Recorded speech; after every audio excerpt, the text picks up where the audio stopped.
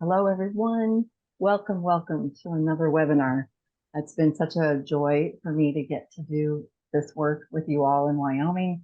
A 3-year grant is actually coming to an end, but we have a couple months to go. And today's topic is community development through community meetings. So I'll tell you a lot more about that. My name is Carmen Bowman, and it's always my, again, privilege to thank Wyoming, all of you, particularly your state survey agency, for approving this grant, which we called Implementing Culture Change Throughout Wyoming, Affecting Resident-Directed Living and Team Member Retention.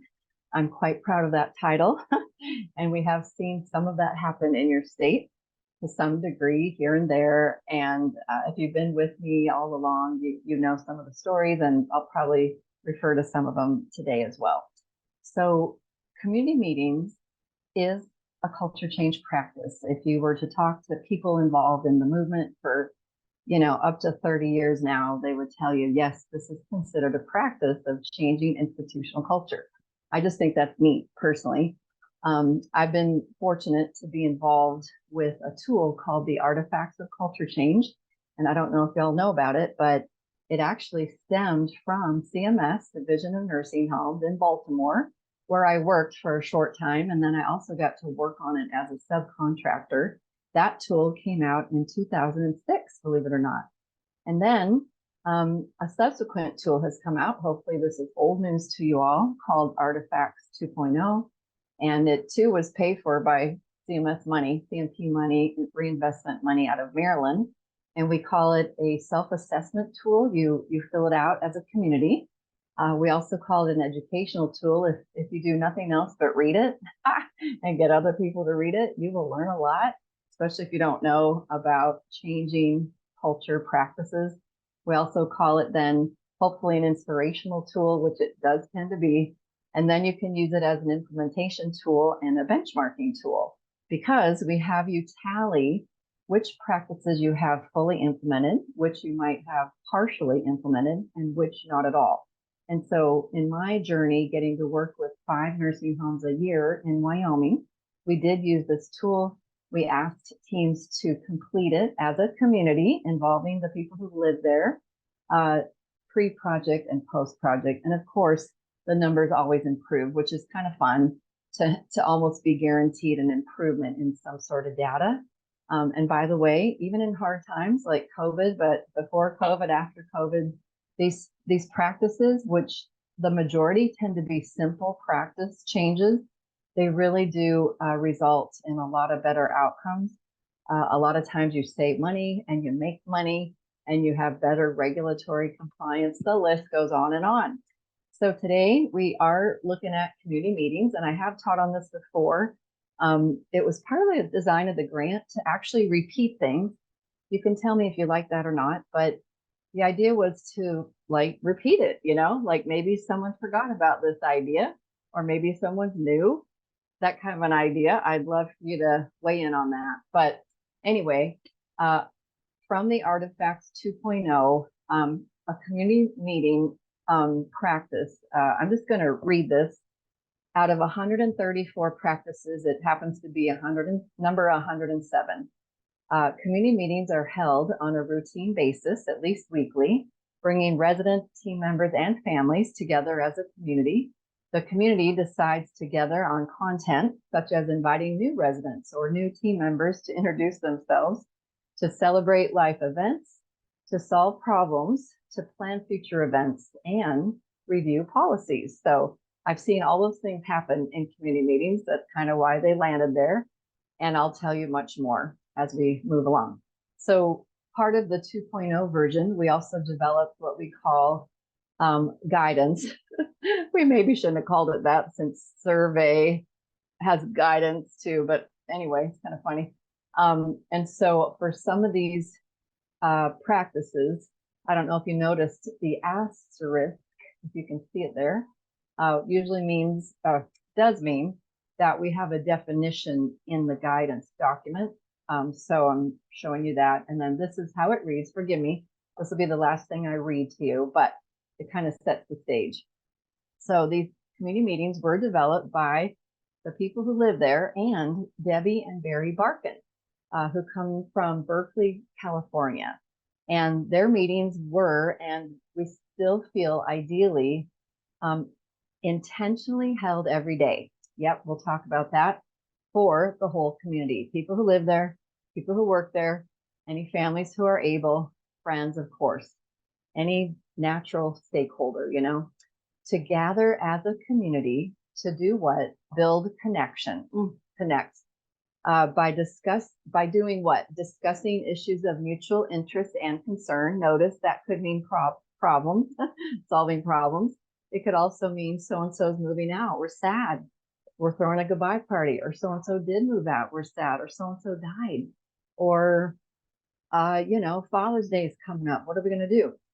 Celebrating life events and birthdays, having new people who moving in and people who work there introduce themselves, to remember and mourn, to share goodbyes before someone leaves, acknowledge gains like someone's back from the hospital or progress, they're walking again, life passages. So, a big anniversary or the 25th great grandbaby, losses, illness, recovery from illness, return from an absence, the role they take on in your community. I have seen at these meetings, a person who lived in a nursing home always gave a weather report. I've seen sports reports, and I've seen actually a young maintenance man always tell a joke. And I think it is brilliant. You know why? Because you now know Matt as not only the maintenance man, but also as the joke teller. It kind of like gives another avenue for your personality to come out. And I've seen smart administrators review policies and procedures in layman's terms. I'll tell you a story. Planning future events, very important, and anything else this community decides to do. So forgive me for that, but that's the intro to showing you a little bit about kind of like its establishment, if you will, in the movement. So Barry and Debbie Barkin would tell you that they are now old hippies. Their language, they're in their 80s, and they continue to teach the world about community meetings. I'm just so touched. I'll show you a video, actually. You'll see Barry at age 80 coming up. And I love hearing them talk about it. In fact, we had Barry be a teacher 2 years ago. I don't know if any of you got to hear him. Of course, he was great. But they would tell you that the idea behind a daily coming together is to really work on building community. Think about living in a typical nursing home. No offense to those of you that work in one, but it is not really typically known for strong, beautiful, friendship, relationship type community. It also creates a way to create connection. I've really seen that and been touched by that. It explores meaning. You gather as a community to discuss things of mutual interest and concern, to celebrate, to remember, and to mourn. And then what they say is they had this hypothesis. So I now call it the hippie hypothesis. And look at how sweet and simple this is. That people would learn and grow when they become involved in meaningful experiences. I've also just heard them say, when people come together, good things happen. And I've seen it to be true. So I've been able to work with several teams, homes, communities to do community meetings, and therefore I have some photos and I also have stories. So we're going to break some of this down. Maybe you do all this already, maybe you don't. Just notice how it becomes a way to do it. They make a big deal about celebrating residents at every turn, every possibility, to communally acknowledge and celebrate. Sorry, here it is, residents at every opportunity. I'm sorry, I read some of this already, but when is someone celebrated that they're walking again? Or, those big events in their life. I don't know, help me brainstorm in the chat box, your son's back from the Navy. Losses, like we are not going to ignore losses, whether it's internal in your building or in their life. someone back from the hospital. When did that get celebrated, communally? Someone was gone for a while, they're back. How about just as simple as how they look today? I've heard stories about they really celebrated Mrs. So-and-so because she usually doesn't come to the meeting, and she came and she looked so pretty. She got dressed up. The way you look today, the role that they take on in your community, the joke teller, etc., the teaser, the birthdays are so big in my mind. I want to come back to them. And I kind of already said this, maybe just showing up. So-and-so has never come to the meeting or has been, let's see, or actually visitors as well would be highlighted and welcomed and sometimes offered the microphone. I think that's very important, by the way. When I've seen this done, I realize we don't do this enough, where we share the microphone, right? And someone's new and we ask them to tell us about themselves. It's so cool to hear what someone might tell you about themselves. If you didn't ask, you wouldn't know, right? In fact, if you guys are willing to do this, tell us something about yourself in the chat box. If we were in a circle, and you got the mic, what would be something you would tell us about yourself? Maybe whatever you want to say. In fact, you guys, there's only 3 of us. How about we do it? Unmute yourselves. Would you please? Dawn, Jamie, Chris. Anything. Jamie, tell us about something about yourself. Please. I am officially a crazy dog mom because we have 4 dogs now. And we are still doing the final touches and landscaping of our new build. So we're have 2 adolescent pups that are new to us. So that's fun. And then I am getting to be able to be out in the community and start working with assisted living facilities to get resources to them from the communities. Yay! A lot of new for you, my dear. Thank you, Jamie. Yeah, thank you for sharing. How about you, Dawn? I guess exciting news for us is we just purchased a greenhouse, so we're installing that this weekend. So we have a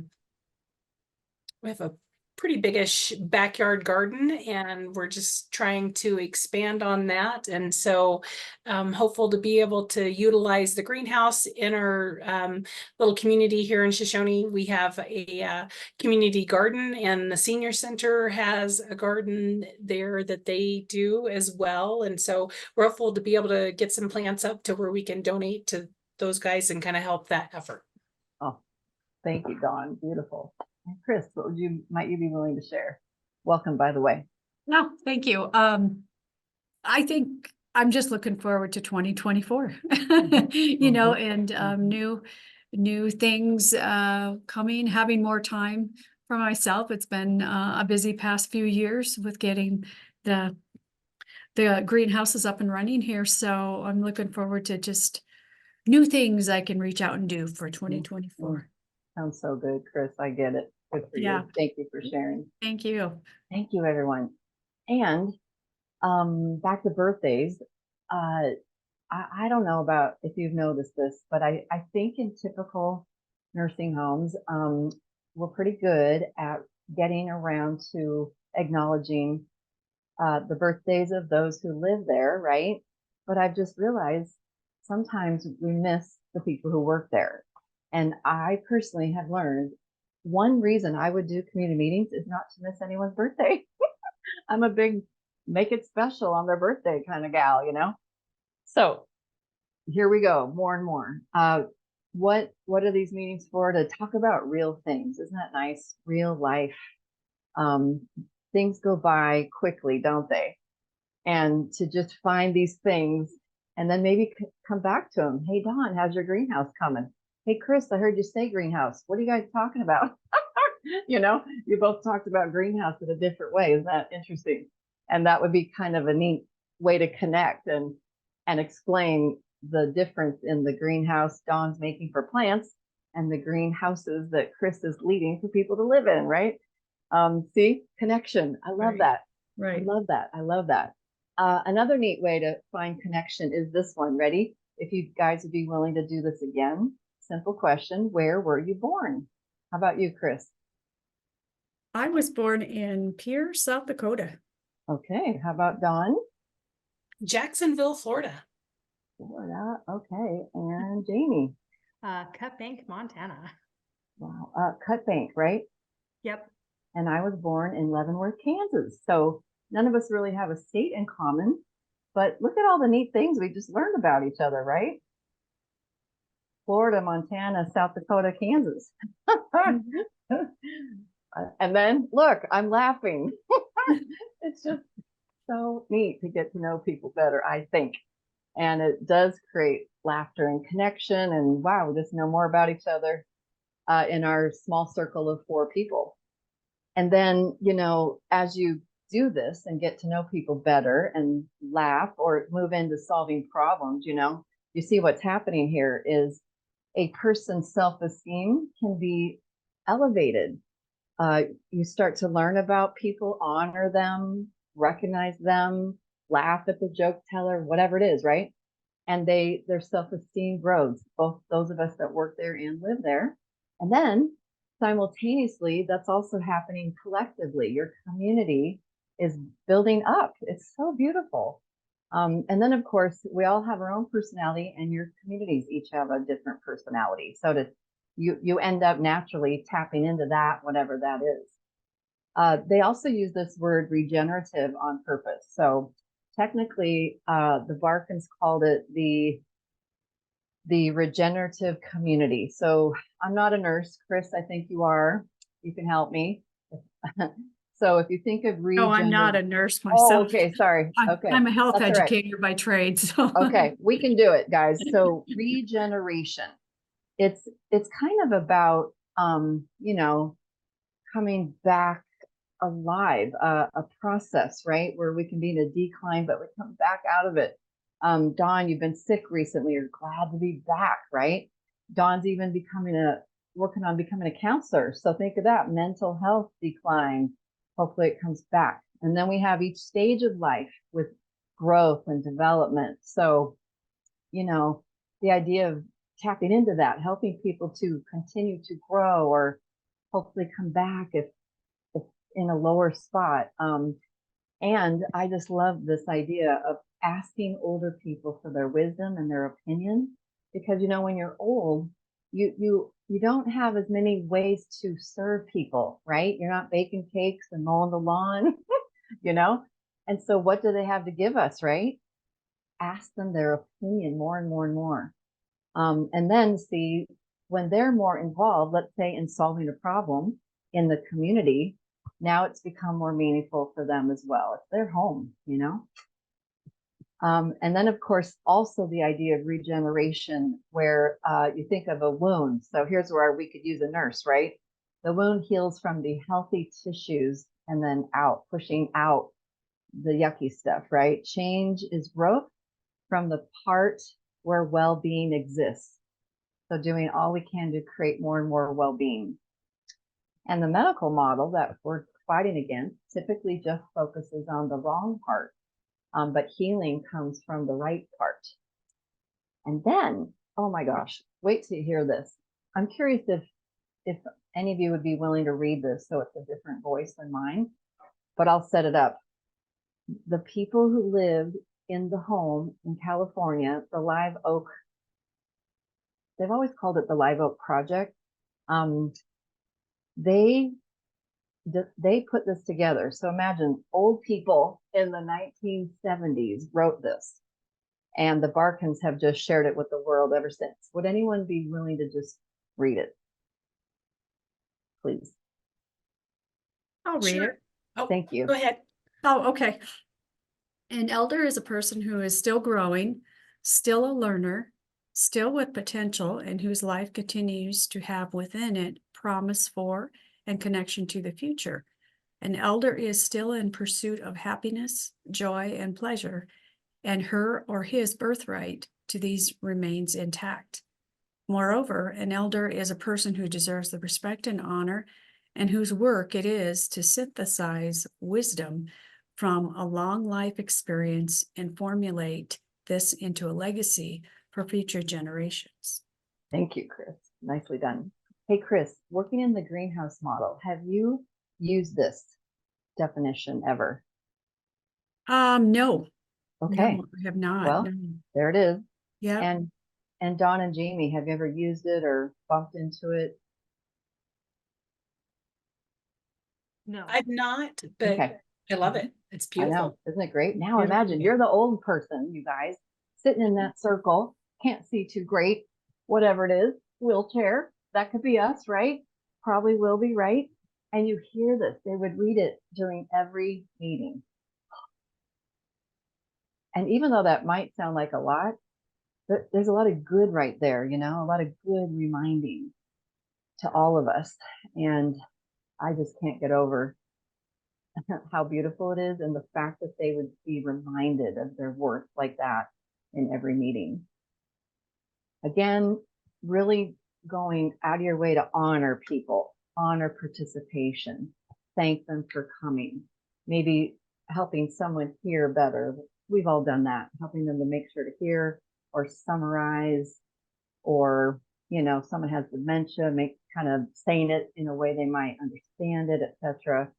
And then they also went out of their way to create a welcome song or do something, if you didn't want a song, to welcome new people. So don't be shocked. They bring songs up a lot. They recommend playing music, maybe playing a song, learning a song to sing. I have some certifications in the validation method, and they too bring this up. And I've come to respect it. When you find the right song for your group, it can really build energy. Now, if you pick the wrong song, it can be the opposite, right? Everyone's like, ooh, why are we singing? So the key, I think, is to pick the right song. I have worked with a team that it was a veterans home. And, you know, if you think of veterans, there's the Marine song, the Navy song. I think you could easily take turns with them. And then I was with a home in Colorado. I was just saying that, hey, everybody, you know, it makes a lot of difference if you pick the right song. And we were recognizing that this was not a veterans home, sorry. But this idea came up, oh, he's in the Navy and oh, he's in the Army. And I said, well, guys, you know, I don't know those songs by heart, but that's something you could learn and sing. And then guess what song one of the people who lived there recommended that we now sing, in thinking about all the different services, but we don't know those songs. Can anyone guess what song cropped up?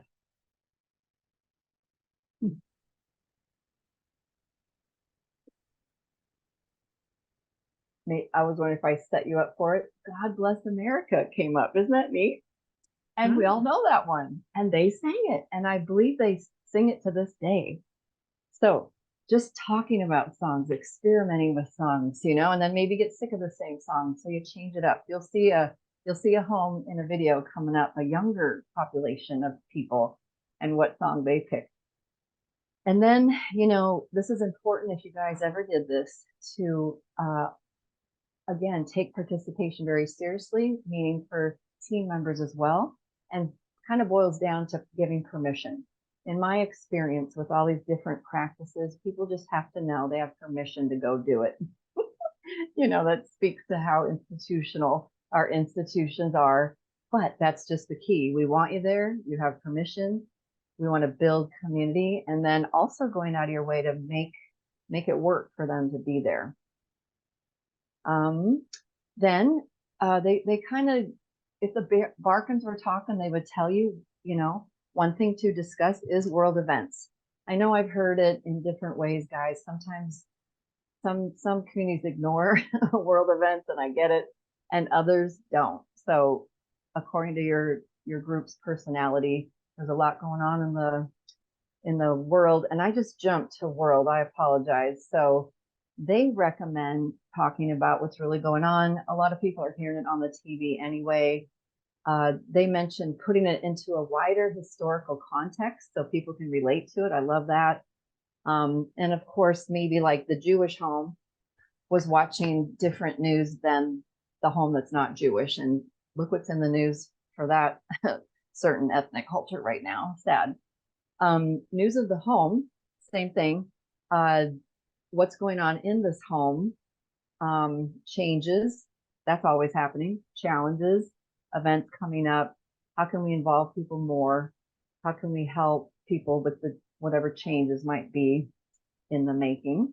And then they too would talk about planning future events. Now, this meant a lot to me. I was the activity director for years. And I got to tell you, I got to see one of my first community meetings as a surveyor. So I'm a surveyor watching a lot of what I'm telling you here. And the administrator,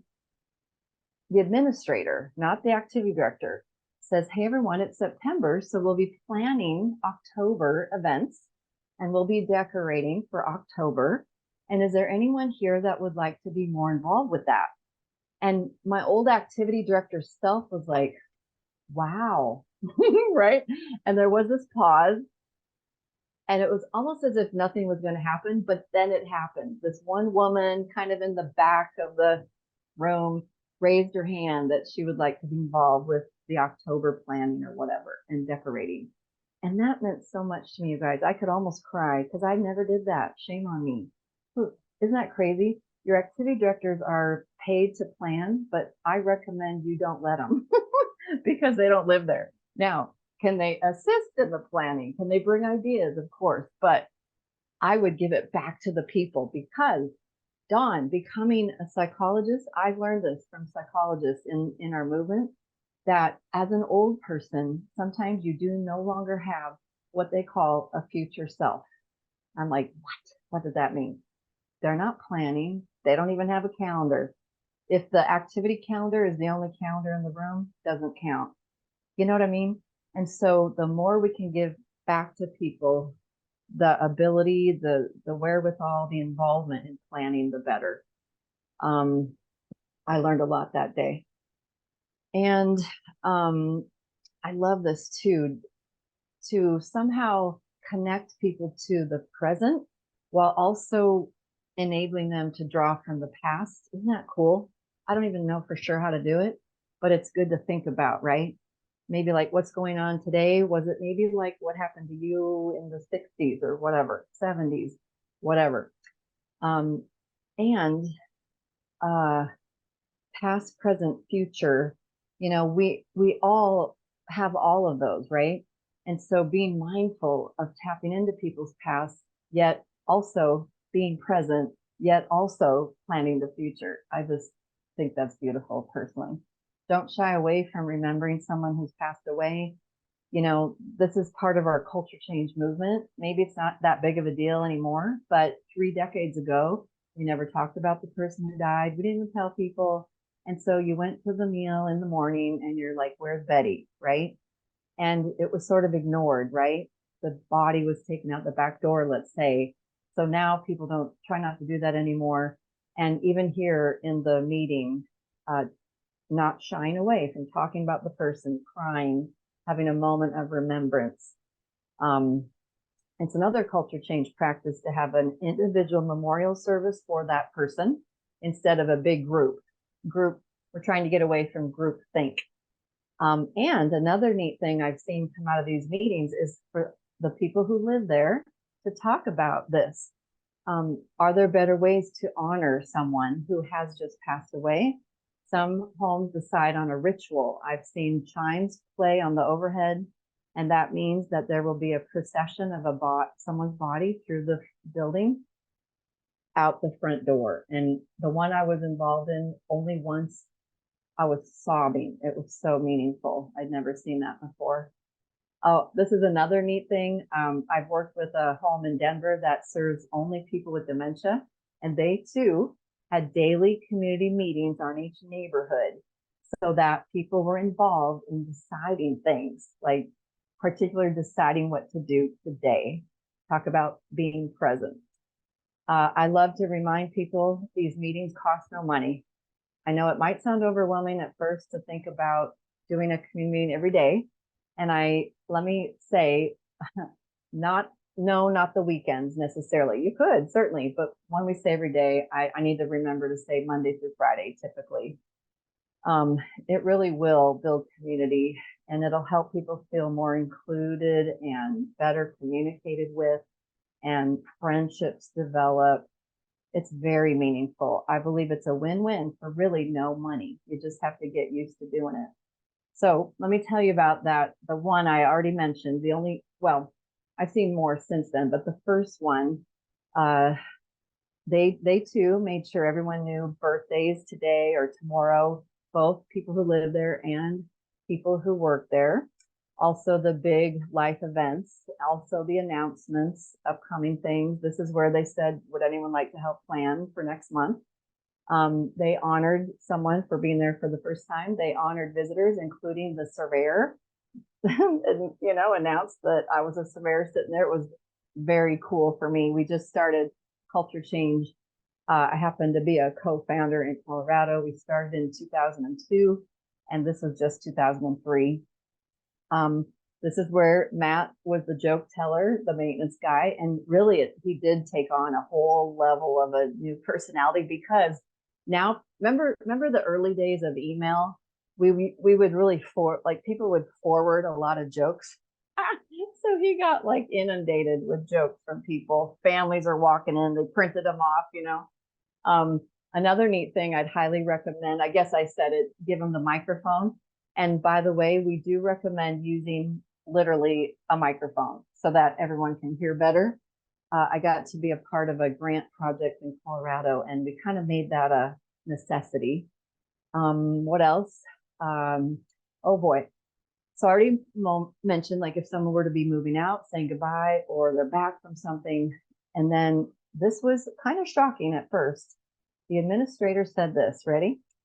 Everyone, Mr. Smith and Mrs. Jones, two different people, are both dying. They're with hospice and they're probably not going to be with us any longer. And if you haven't had a chance to say goodbye, you should go now or right after the meeting. And I'm like, oh my gosh, I have never seen that done in a nursing home. Never. And isn't that one of the most best things you've ever seen? Isn't that like one of the most predominant things that does happen in a nursing home that we don't talk about, let alone tell someone, right? Now, of course, you're worried about HIPAA. Don't forget, you can do things with permission. The key is to have permission. So let's say you make this part of the fabric of your community. When someone moves in, they start to hear about community meetings and hear about sharing information unless you don't want them. You could do that. Or you could just get permission the day before the meeting, you see, or the hour before the meeting, depending on the person and the POA and who's there, the kind of thing. Like, in my mind, we make it too complicated. It does not have to be that complicated. HIPAA says you can share information if you have permission. And then she also put up, do you guys remember the overhead projector? Anybody remember that? Jamie, have you ever heard of an overhead projector? Anyway, I have a feeling she's the youngest of the group. So I am, but I'm not that young. I do know an overhead projector. We had them in school, and I actually still had them when I graduated. Thank you. Oh, Jamie, you're so fun. Thank you. Okay, I love just joking, like, wow, my daughter may not even know what that is, right?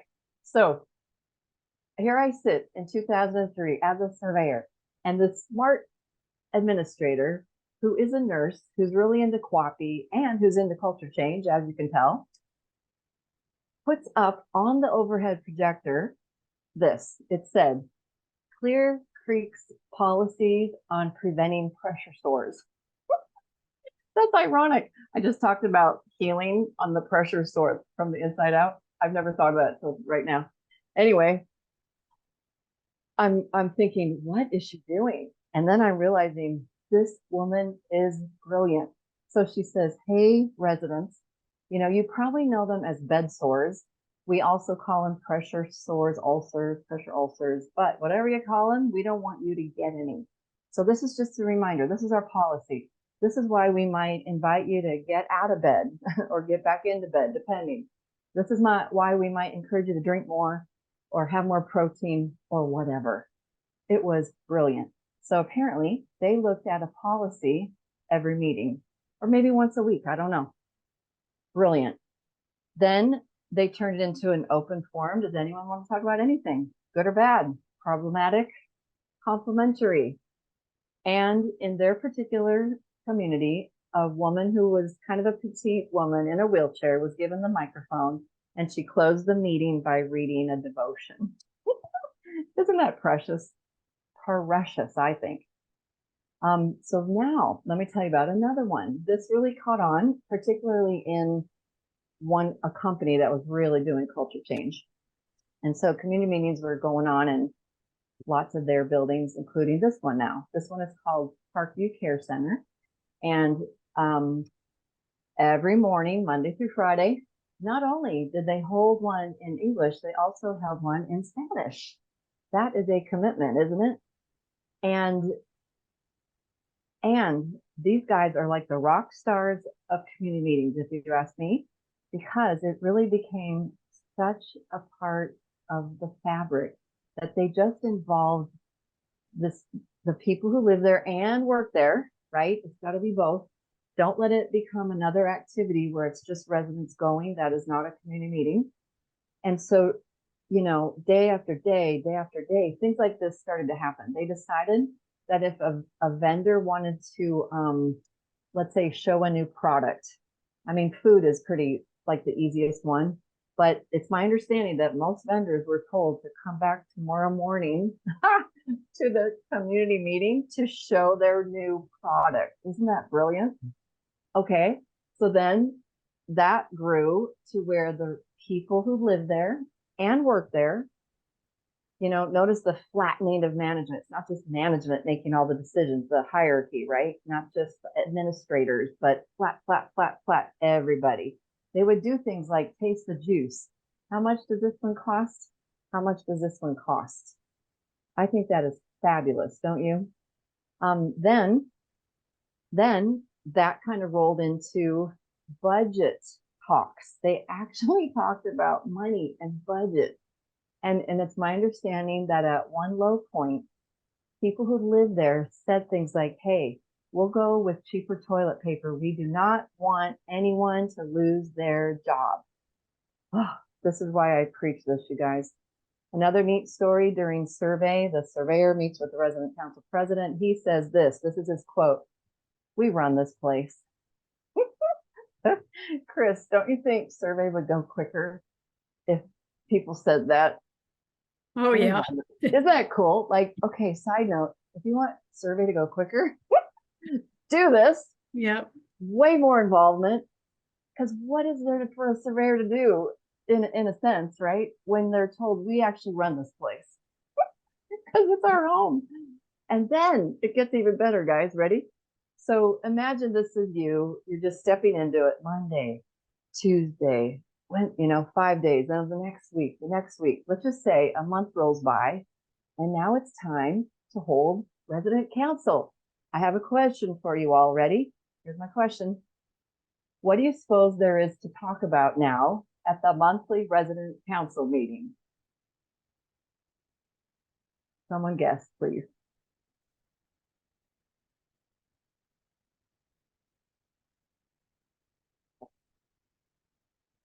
Notice I'm just gonna guess that things are pretty under control, that there's not a lot of outlying problems. That's it. Done. You got it. In fact, what they said is there was nothing to talk about at resident council. Isn't that neat? You guys, this group right here, people I've never met, have taught me that, you know what, monthly is too far out. What if something happens today that you're upset about? And resident council was this morning, right? And in a way, you don't have to wait for a month, but you see the problem?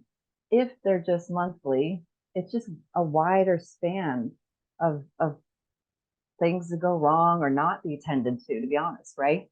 So that's exactly what happened, Don. Things were really going well. People had nothing to bring up at resident council. So guess what they did? They turned their daily meetings into resident council. Yes, they did. They decided as a group to do that. They no longer had monthly resident council. They realized this is better, and they took notes. They had a form of some sort. And then when surveyors asked for resident council minutes, they would say, how many would you like? Because here's a stack, And I just learned, wow, that's a way to deal with issues in real time. Real time is way better, don't you think? All right. Yeah, Chris, you live this. Just curious your thoughts.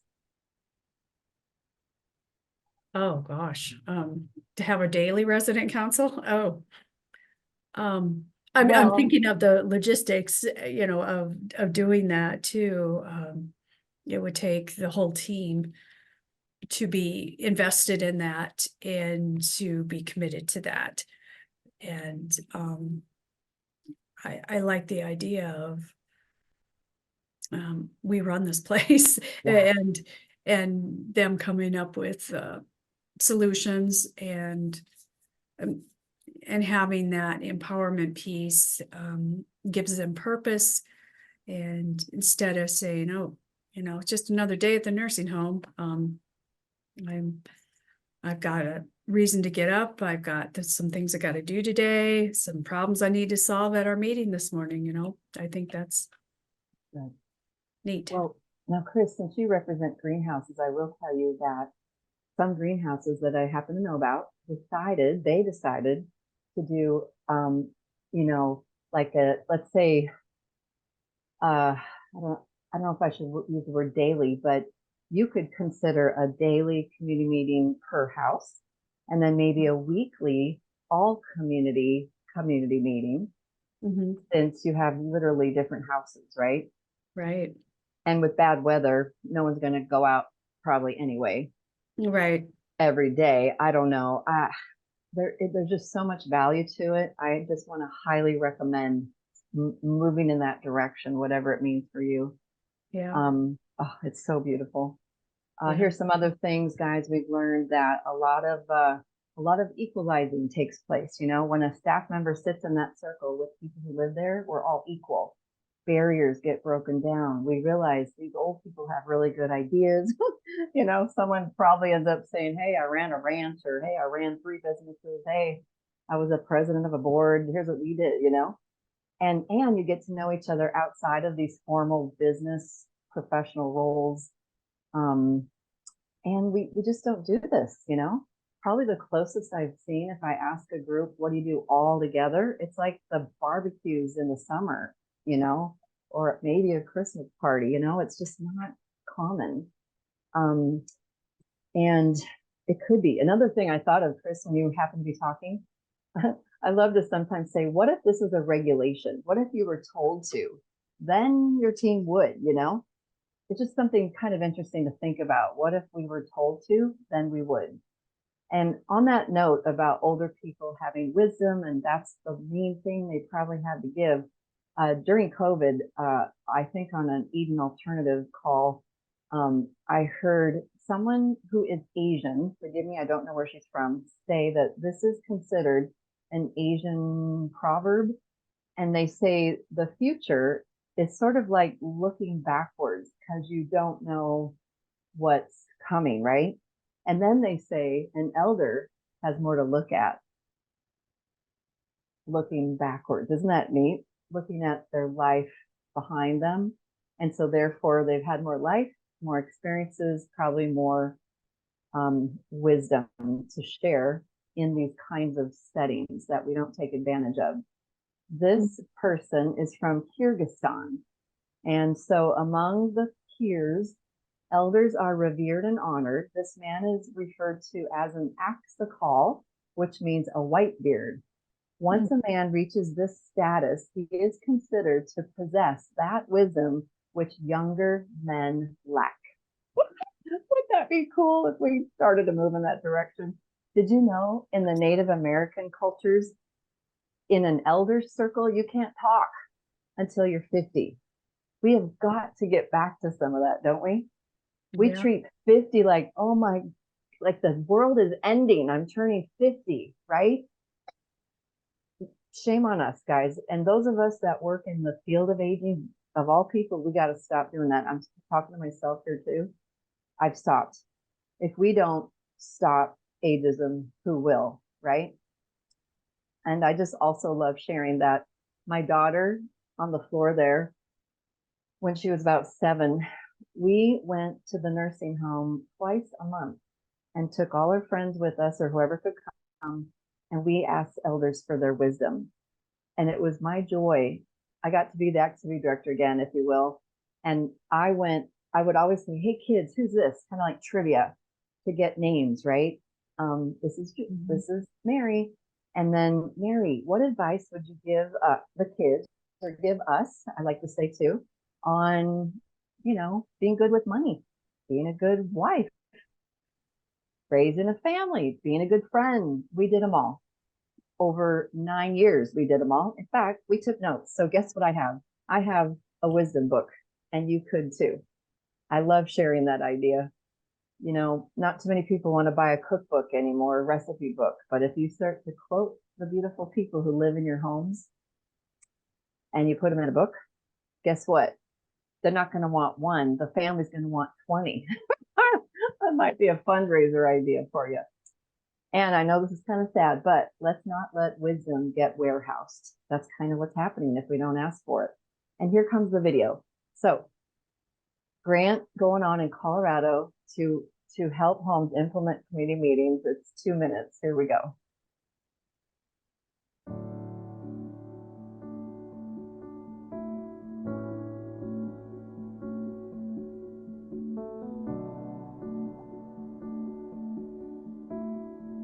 Each morning, we assemble all the elders, staff members who are available for a community meeting. Good morning, welcome. What's your name? Fran Metz. Hi, Fran. It's always good at a community meeting to make sure we're introducing new people. So Fran and Dutch. What the community meeting does is that it creates an energy center within the home.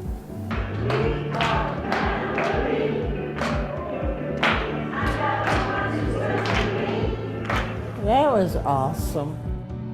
And it's a place where a lot of the business of the life of the home gets done. Staff members, all the staff, let's give them a hand. Everyone, that's the beauty of coming together like this.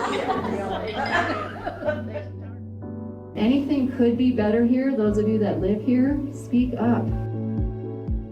Building closer relationships. Relationships are the antidote to loneliness.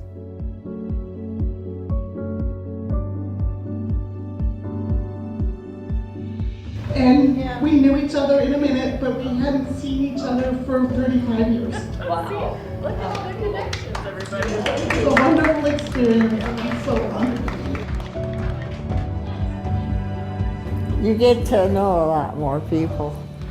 Yeah, this was really nice.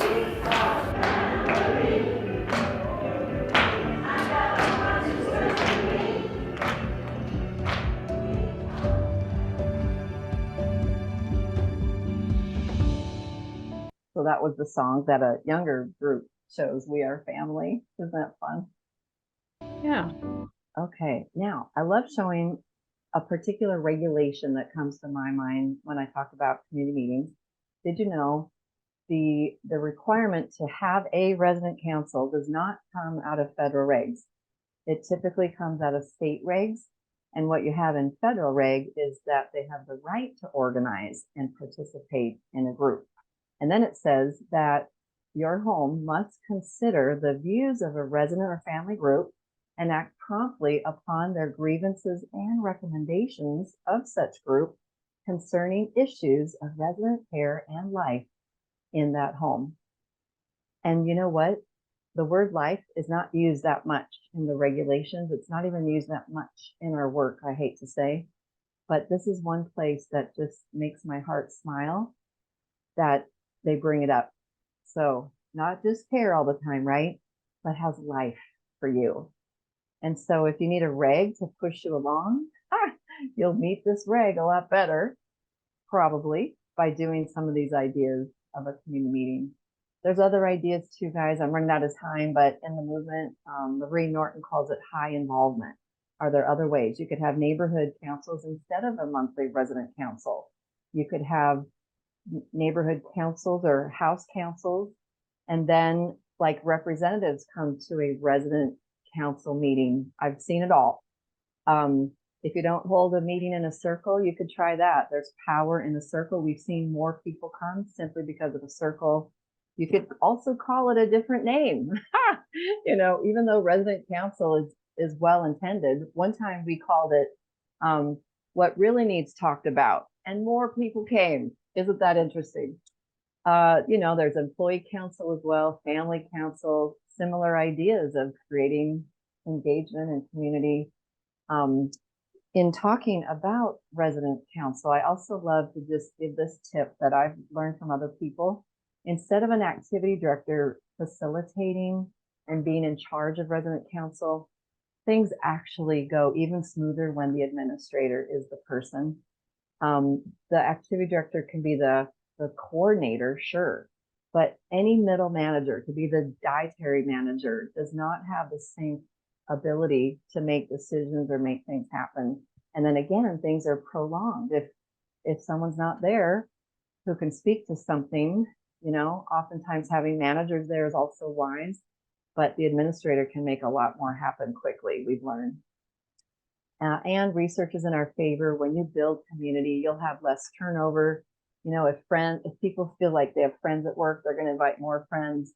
Positive relationships in the literature is linked to better health for your workers, as well as decreased burnout, kind of same thing. Also, residents have actually ranked relationships with their direct caregivers more important than the food or the care. Wow. Here is one of the 13 core values of the culture change movement. Community is the antidote to institutionalization. Love it. And another way of saying what we're saying today. And now moving toward the end of my webinar here, I send out a core value every month, and this is January of 24. And the core value is very famous: do unto others as you would have them do unto you. And I love to link it with even regulation. You know, we have regs that talk about respect and dignity and promoting quality of life, recognizing individuality, promoting and protecting rights. Did you know there's a reg that says anyone living in the nursing home has the very same rights as anyone living in America? Wow. So what else? Another way to build community is the Eden Alternative teaches this. Apparently it's a Jewish word, mitzvah. Maybe some of you know it. And it just means to give a kindness without telling anyone who it came from. And they say that that's the way to warm up a culture. Every culture is either cold or warm or somewhere in the middle. And if people are kind of encouraged or reminded to do kind things for one another and not say who did it, it will create a warmer culture. I have a real current thing I just heard, you guys. An ombudsman in Michigan told me that she gave this idea to a community, and the activity director kind of flew with it. And it was simply to encourage everyone to say hi to each other. and apparently the culture is much warmer already, you know, and encouraging, reminding residents to say hi to other residents, as well as staff to staff and all the above, right?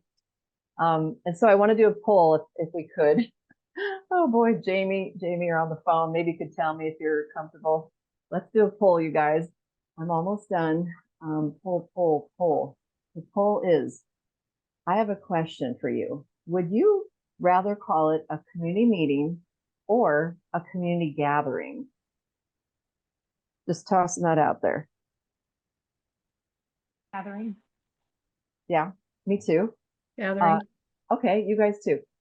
it doesn't matter, right? But the more I've worked with this, I've realized, does it kind of feel like who wants another meeting in a way when you use the word meeting, but the word gathering kind of gives it a better definition. Anybody else have Yeah, a thought on course. that? Of Yeah. course. Yeah. Kind of just puts the human touch to it. Thank you. I think so too. So when I get to, I encourage to even use that language or something else to, okay. So language, guys, we highlight this. We've had a lot of polls on these webinars, so it won't surprise you. 100% in the poll we had one day voted for home instead of facility. Sometimes we say community or just the name of the place. Lovely ways to avoid facility. Did you see me today? I try to actually say the people who live there or the people who work there. I know it's more wordy. You don't have to do what I do, but I do it on purpose because it really equalizes. But we've also seen people move over to the words like neighbor. Some homes in Wyoming use neighbor now. But my most favorite thing about that is when someone's new, you're calling them the new neighbor instead of the new what? What do we mostly hear, you guys? The new Resident. Admit. Yeah, the new admit. How do you like that? You too could be the new admit someday, right? Individual, community member, and one time we had a poll, people voted 100% for person at least over resident or patient. And then we're trying to get rid of that word toileting. I think it's so funny. None of us say, oh, I'll be right back. I got to go toilet myself, right? And no surprise, 100% in our poll preferred that as well. We've also looked at trying to get rid of the word refuse, talking more about preference. What's a preference? Probably that's the best replacement word I've come to realize. But you could also use decline. At least it kind of implies someone had a choice, I hope. Or you could just reference people's choice, right? And then this month, hopefully you have seen this. If not, let me know. I do send it out to everybody. We're working on going over to talk about someone moving in and moving out instead of being admitted or discharged. We also have homes that refer to rehab guests because, isn't it neat? Like in your house and your home, you have guests. It's still your house and your home. Like that building really is home to the people who live there. And some of you have people that don't move in. So not saying what you should say, but that's probably what I've heard the most. And what else I got here for you? There's always a lot at the end. If I have time, let's see. Could the three of you please let me know your knowledge before what you just heard and after, please in the chat box. I need it for the grant. And just a reminder, one of our big goals was to get all people working in nursing homes educated. I want to thank you, Jamie. Jamie at Mountain Pacific passes this on, you guys. They have it on their website. If you didn't know that, you can refer people to it. And we had the big goal to, ideally, people who live in a home in Wyoming are not woken up. They sleep until their body naturally wakes up. I have no idea how many homes do that, but I think it's more than it was 3 years ago because I've worked with a few homes that have done it, and that's super exciting. If you haven't seen these videos, Wyoming paid for them, and it's your state and your colleagues who have made huge changes, and some of them have amazing outcomes. And I'd really appreciate it if you did watch them and if you pass them on. That would be pretty spectacular if you get the word out. Next month, we have Honoring Sleep, by the way, Natural Awakening and Open Dining. And then our very last webinar will be the homes that have been a part of the 1 year journey to work on changing culture. They chose at least 3 practices. And so that'll be exciting. And that'll be our last one. So I invite you all to consider joining the steering committee. It hopes to live on, it plans to live on. And let's see, if, I don't know, Chris, if you wouldn't mind giving me the ranking on before and after, and maybe Jamie either tell me or email me. I'm yeah. not sure what you're asking when Oh, you say ranking. Okay, yeah. So 1 to 5, knowledge before this webinar and knowledge after. That's what the grant Just- is asking me to do. Please, Oh, just for in today. general. Oh, okay. Yeah. Okay. Sorry. Thank you. It's okay. Okay. Yeah. I appreciate you so much. Yeah. So you guys, you do have a Wyoming Culture Change Coalition, and it wants to live on but beyond this grant.